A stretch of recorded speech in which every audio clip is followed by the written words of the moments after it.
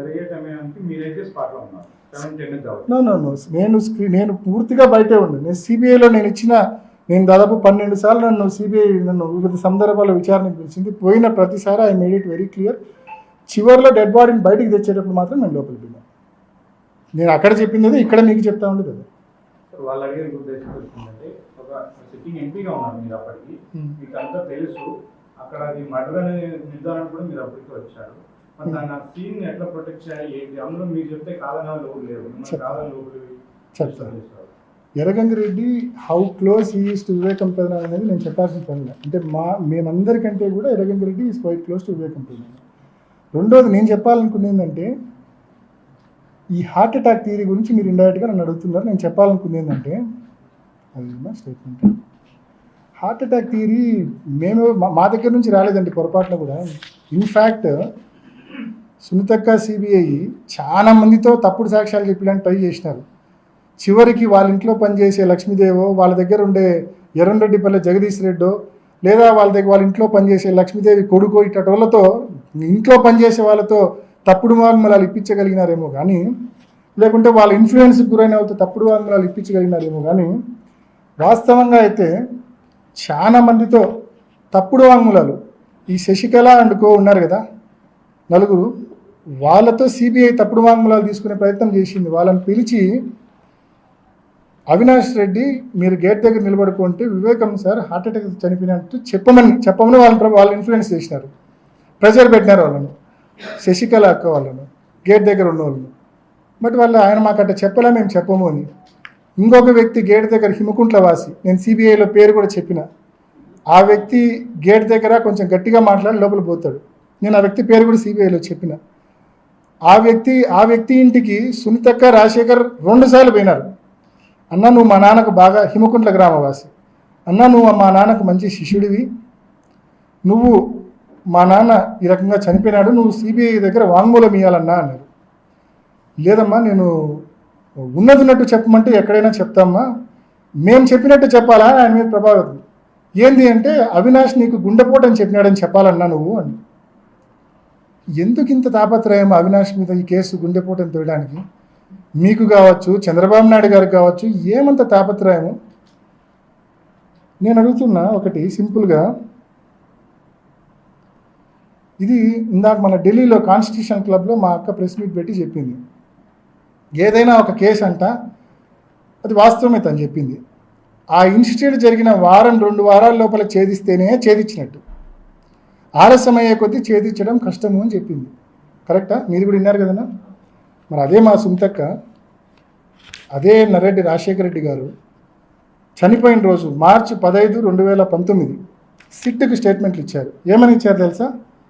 మాకు కృష్ణారెడ్డి ఫోన్ చేసినప్పుడు మా నాన్నకు గాయాలున్నాయి, బాత్రూంలో పడి ఉన్నాడు అంటే మా నాన్నకు గతంలో కూడా హార్ట్ ప్రాబ్లం ఉన్నందున బహుశా హార్ట్ అటాక్ వచ్చి అందువలన కింద పడి తలకు ఏదైనా తగిలి గాయాలై ఉంటాయేమో అని ఊహించి కృష్ణారెడ్డిని ఆ విధంగా పోలీసులకు ఫిర్యాదు చేయమని చెప్పినాము.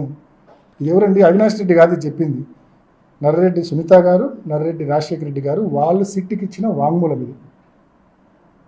So it was their theory అని చెప్తా ఉన్నా స్పష్టంగా. అండ్ యాడెడ్ టు దట్ దీనికి సబ్సిక్వెంట్గా కంటిన్యూయేషన్ ఇంకో ప్రూఫ్ చూపిస్తా. వీళ్ళందరూ కలిసే కదా రాజశేఖర రెడ్డి గారు, శివప్రకాష్ రెడ్డి గారు, సునీతమ్మ హైదరాబాద్ నుంచి అంతా కలిసే కదా బయలుదేరింది. ఇందాక నేను చదివి వినిపించింది సునీతక్కది, రాజశేఖర్ వాళ్ళ ఇద్దరు స్టేట్మెంట్లో ఉంది. హార్ట్ అటాక్, స్టంటు, కింద పన్నాడు, తల గాయమైంది.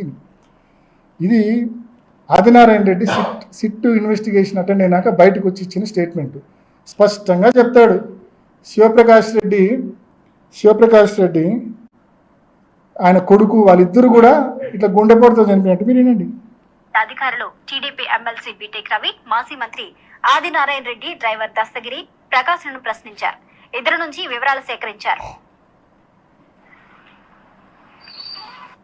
వివేకానంద రెడ్డి మార్చి 15 నాడు ఉదయాన్నే నేను విజయవాడలో ఉన్నప్పుడు టీవీ వివేకానంద రెడ్డి గారు గుండెపోటు వలన చనిపోయినాడనే వార్త మేము విజయవాడలో ఉన్నప్పుడు జరిగినది.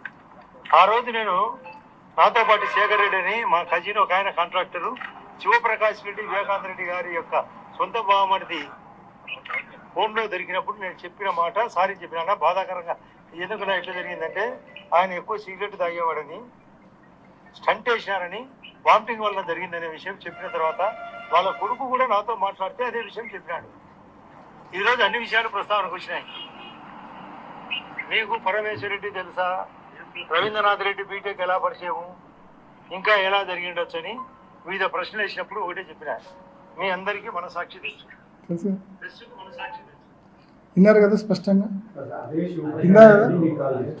అదే శివప్రకాష్ రెడ్డి మీకు కాల్ చేశారు, ఏమన్నారు సార్? నాతో బావ చనిపోయినాడు, అర్జెంటుగా ఇంటికి పో. ఆయన వాంగ్మూలంలో కూడా అదే ఉంది. ఏమన్నారు సార్? ఏమై చనిపోయినారని అడగలేదు సార్? ఏంది అంకుల్ మీరు మాట్లాడేది అంటే అవునమ్మా అని కొంచెం వీపింగ్ టోన్తో మాట్లాడాను. అర్జెంటుగా పోమ్మా, మేము ఊరం లేవు. సో ఇమీడియట్గా పోయినాం ఇంటికి. That's what. నేను రీజన్ ఏం చెప్పలేదు. నేను అదే నా వాంగ్మూలంలో ఉంది, అదే తన వాంగ్మూలంలో కూడా ఉంది. మీరు చూస్తే అర్థమవుతుంది. శివప్రకాష్ రెడ్డి వాంగ్మూలం లోపల చూసాక పోలీస్కి మీరే ఫస్ట్ కాల్ చేశారు. నేనే ఫోన్ చేసినాను. పోలీస్కి ఏమైంది?